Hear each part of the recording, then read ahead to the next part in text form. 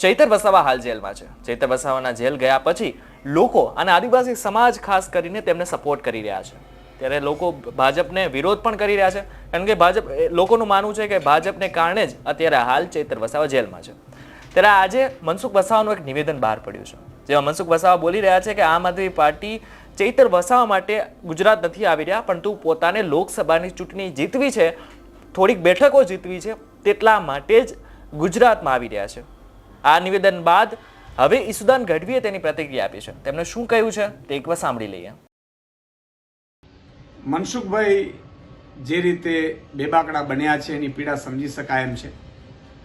એક તો ચેતરભાઈ વસાવાને ભાજપના નેતાઓએ ફસાવવાની પૂરી કોશિશ કરી લીધી. ચેતરભાઈ આદિવાસી સમાજ માટે લડતા હતા, ચેતરભાઈ આદિવાસી સમાજનો અવાજ ઉઠાવતા હતા, એટલે આદિવાસી સમાજના હીરો બની ગયા.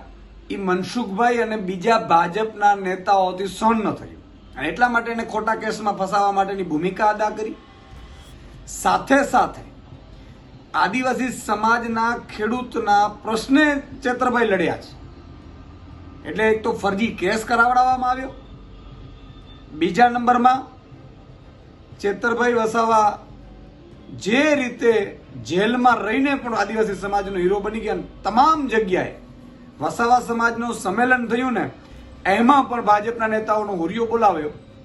એટલે મનસુખભાઈને ખબર પડી ગઈ છે કે હવે કાં તો ભાજપ એમની ટિકિટ કાપશે અને કાં ભાજપ હવે એમને માનપાણી નથી આપતી. એટલે બેબાકડા બન્યા છે. બેબાકડા સ્વાભાવિક છે, પણ ચેતરભાઈ વસાવાના સમર્થનમાં આમ આદમી પાર્ટી ઊભી છે, એ પણ મનસુખભાઈને પેટમાં દુખે છે. અરવિંદ કેજરીવાલજી 7 તારીખે આવી રહ્યા છે, ચેતરભાઈના સમર્થનમાં આવી રહ્યા છે. તમારા સમર્થનમાં તો કોઈ ભાજપના નેતા આવતા નથી, ખબર છે. તમે એમને એમ નિવેદનો કરતા હો છો. તમે ડિબેટમાં પણ ચેતરભાઈની સામે જવાનું તો એમાં પણ ભાજપના નેતાઓએ ના પાડી, એટલે તમે ન પહોંચી શક્યા. એટલે ચેતરભાઈ હીરો બની ગયા છે.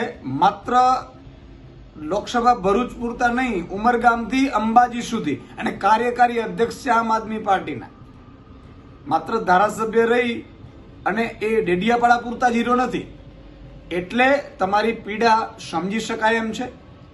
પણ 7 તારીખે અરવિંદ કેજરીવાલજી અને ભગવત માનજી ચેતરભાઈના સમર્થનમાં આવે છે, આદિવાસી સમાજને જાગૃત કરશે અને લોકસભા સીટ તમે હવે ભૂલી જાજો.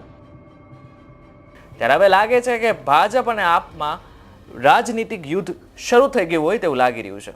આ બાબતે તમારું શું કહેવું છે અમને કોમેન્ટ કરીને ચોક્કસથી જણાવશો. જો આ વિડીયો તમને પસંદ આવ્યો તો વિડીયોને લાઇક અને શેર જરૂરથી કરજો તથા અમારી ચેનલ નિર્ભય ન્યૂઝને સબસ્ક્રાઇબ કરવાનું ભૂલશો નહીં. આભાર.